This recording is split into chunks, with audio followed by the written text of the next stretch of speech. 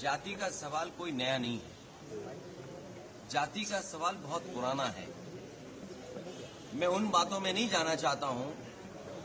आप हमारे वो साथी हैं जो हर एक पे नजर रखते हैं, और एक समय ऐसा आया था उत्तर प्रदेश के सदन में जहां शूद्र को लेकर के बहुत सी चर्चा शुरू हो गई थी।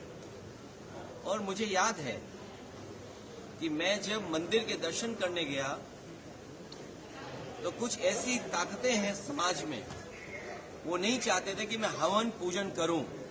मैं आपसे कहूंगा साथियों कि वो जानने की कोशिश आप करना कि वो कौन सी ताकतें हैं समाज की जो किसी को पूजा पाठ के लिए, हवन के लिए उस समय रोक रही थी। और वो दिन मैं भूल नहीं सकता हूं जिस दिन मुख्यमंत्री आवास को गंगा जल से धोया गया था।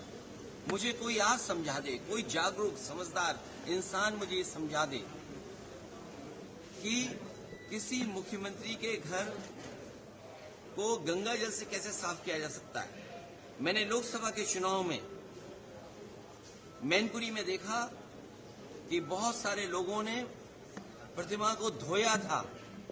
अगर ये सब बातें मैं भूल जाऊं एक बार को, लेकिन उसके बाद मैं कन्नौज में उस मंदिर में गया था जिस मंदिर में जाकर के पहली बार मैं चुनाव जीता था, और मेरे वहां आने के बाद मंदिर धोया गया था।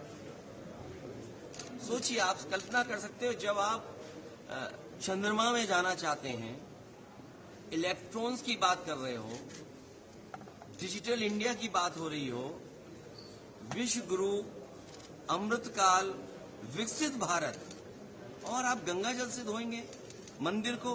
सवाल अगर ये हट जाए एक बार को, और जो सदन का सवाल है, क्या बीजेपी, कांग्रेस पार्टी के नेता या किसी भी व्यक्ति की जात पूछ सकती है? हम और आप लोग कभी व्यवहारिक मजाक करते हैं तो उसमें चलो एक बार को कोई बात मजाक में चली जाए, लेकिन सदन में जो शब्द का इस्तेमाल हुआ था, मुझे तो ये लगता है अनुराग ठाकुर जी को कहा गया है कि 99 बार गाली खा करके आओ आप सदन में, तब आप मंत्री बनोगे। और जाति का सवाल जिसको जानना है, बाबा साहब भीमराव अम्बेडकर जी की किताब एनिमिलेशन ऑफ कास्ट, एनिमिलेशन ऑफ कास्ट जरूर पढ़नी चाहिए। अगर कोई इस सदन में, और जिस विचारधारा से हम लोग जुड़े हैं, नेताजी जुड़ रहे, डॉक्टर राममनोहर लोहिया जी की विचारधारा को लेकर के जा रहे हैं, उन्होंने जाति तोड़ो की बात कही थी। इनके पास अगर कोई व्यवस्था हो जिससे जाति तोड़ी जा सके, बीजेपी के लोग बताएं कि जाति तोड़ो आंदोलन जो डॉक्टर राममनोहर लोहिया जी ने चलाया था और समाज में एक परिवर्तन लाने की कोशिश की थी, क्या जाति तोड़ो आंदोलन का उनके पास कोई दूसरा है विकल्प? और फिर जिसको जाति को लेकर के शिकायत और दिक्कत और परेशानी हो, उसे आज ही किताब खरीद लेनी चाहिए मंडल कमीशन की, और उसकी प्रस्तावना पढ़नी चाहिए। और प्रस्तावना के साथ साथ हमारे संविधान की प्रस्तावना भी पढ़नी चाहिए, जिसमें सोशलिस्ट कंट्री की बात कही है, जिसमें गैर बराबरी खत्म करने का रास्ता दिखाया गया है।